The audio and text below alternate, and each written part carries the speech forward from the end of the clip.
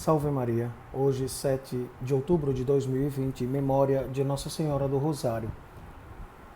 O Evangelho de hoje encontra-se em São Lucas, no capítulo 1, versículos do 26 ao 38.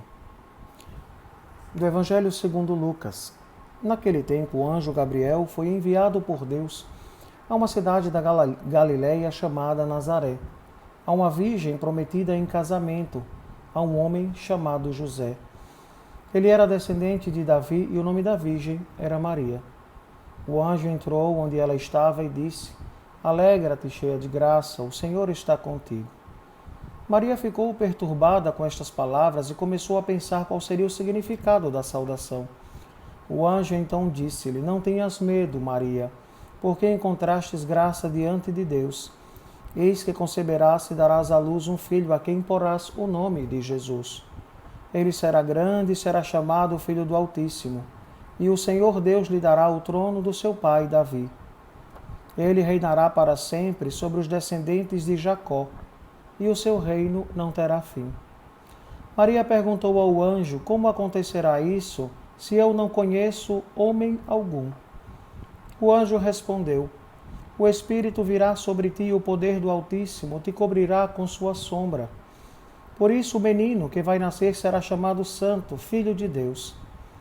Também Isabel, tua parenta, concebeu um filho na velhice. Este já é o 6º mês daquela que era considerada estéril, porque para Deus nada é impossível. Maria então disse: Eis aqui a serva do Senhor. Faça-se em mim segundo a tua palavra. E o anjo retirou-se. Palavra da salvação. Glória a vós, Senhor.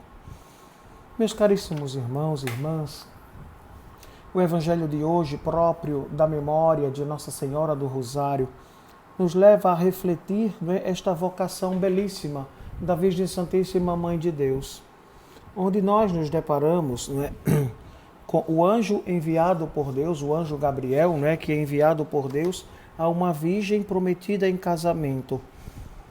O anjo vai dizer a Maria e fazer-lhe a proposta. Ave cheia de graça, o Senhor está contigo. E toda esta realidade, claro, Maria toma por surpresa. Claro, todo Israel esperava o nascimento do Messias, do Emanuel, do Deus conosco, do Cristo, que quer dizer ungido, aquele que iria salvar Israel. Mas com certeza Maria não esperava que ela fosse a escolhida. Mas o anjo diz que Maria é a cheia de graça, repleta da graça de Deus. Maria que foi concebida na velhice dos seus pais, Joaquim e Ana, Santos Joaquim e Santa Ana, e ela coloca-se inteiramente à disposição. Claro, a princípio perturbada, depois ela pergunta como se dará a concepção do Verbo de Deus, do Cristo. E claro, o anjo lhe explica como será realmente realizada a encarnação do Filho de Deus. Eis que o Espírito Santo virá sobre ti, te cobrirá com a sua sombra. Que bela experiência, Deixar-se envolver pelo Espírito. E a sombra do Espírito sobre a Virgem, e ela concebe o menino Jesus no seu ventre. Meus irmãos, nós percebemos que a vontade de Deus é que nós sejamos santos, que sejamos como Maria, cheios de graça. Mas é necessário viver na fidelidade, como a própria Virgem Santíssima viveu, esta experiência de fidelidade à vontade, ao chamado, ao querer do Senhor. Maria, quando dá o seu sim, ela diz: Eis aqui a escrava do Senhor, et antila Domini, eis aqui a escrava do Senhor. Fiat me secondo verbum tuum, faça-se em mim segundo a vossa palavra. Então, é a palavra de Deus que criou do inexistente, é a própria palavra que vai fecundar o ventre de Maria, Cristo, o Verbo de Deus. Uma outra coisa também que nos leva a refletir, por que o rosário? Por que nós rezamos o terço, Então, é interessante nós estudarmos um pouco e entendermos toda esta realidade. A primeira oração voltada para Nossa Senhora era Sumptum Subtum presidium, Santa Dei Genitrix, né? A vossa proteção, recorremos, Santa Mãe de Deus. Não sabemos a data, mas sabemos que as primeiras comunidades já se voltavam à Virgem Santíssima, pedindo a ela a sua intercessão e a sua proteção. Por volta do ano 600, não é, já se rezava a primeira parte da Ave Maria sem o nome de Jesus no final. Então, rezava-se Ave Maria, cheia de graça, o Senhor é convosco, bendita sois vós entre as mulheres e bendito é o fruto. Já se costumava rezar esta oração, né, que é o saúdo do anjo, e também, né, toda esta realidade envolvendo a Isabel quando encontra a Virgem Santíssima. E nós, né, vamos vendo que no passar do tempo, né, foi se colocando o nome Jesus lá por volta do século X, século XI, se acrescentou o nome de Jesus, mas depois o que chama muita atenção é já no século XIII, né, um dominicano, São Domingos de Gusmão, e ele funda os dominicanos, né, a Ordem dos Pregadores, né, ele é um espanhol, e ele vive esta experiência tão forte e profunda com a Virgem Santíssima. Né? Ele pede a Nossa Senhora uma graça, né, de que ela ensinasse a São Domingos de Gusmão uma oração para o combate contra as heresias. Né? A heresia é tudo aquilo que ia contra a doutrina. E ele pede, né, a Nossa Senhora e faz uma espécie de novena, né, dias de orações intensos. E foi justamente no bosque, chorando, pedindo a Nossa Senhora, dá-me, Virgem Santíssima Mãe de Deus. E Nossa Senhora aparece a São Domingos, com 3 anjos ao seu redor, e diz a São Domingos assim: você sabe qual é a arma que a Santíssima Trindade quer usar para mudar o mundo? E São Domingos disse que não sabia, claro, né?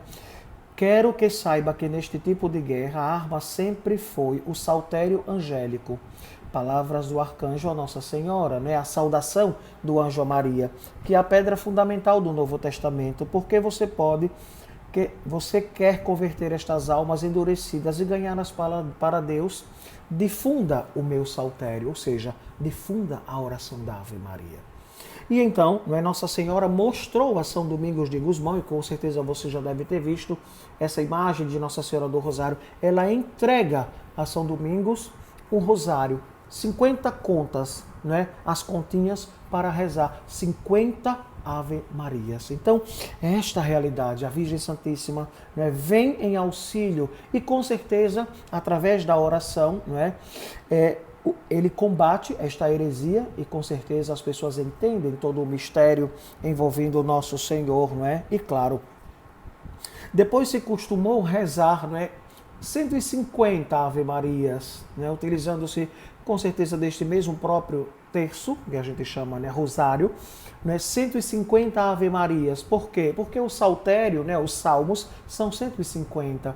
E então o povo, não tinha o livro nas mãos, ele não pouco sabia latim, e então rezavam a Ave Maria. 150 Ave Marias, enquanto os monges, nas igrejas se rezava e se cantava os salmos.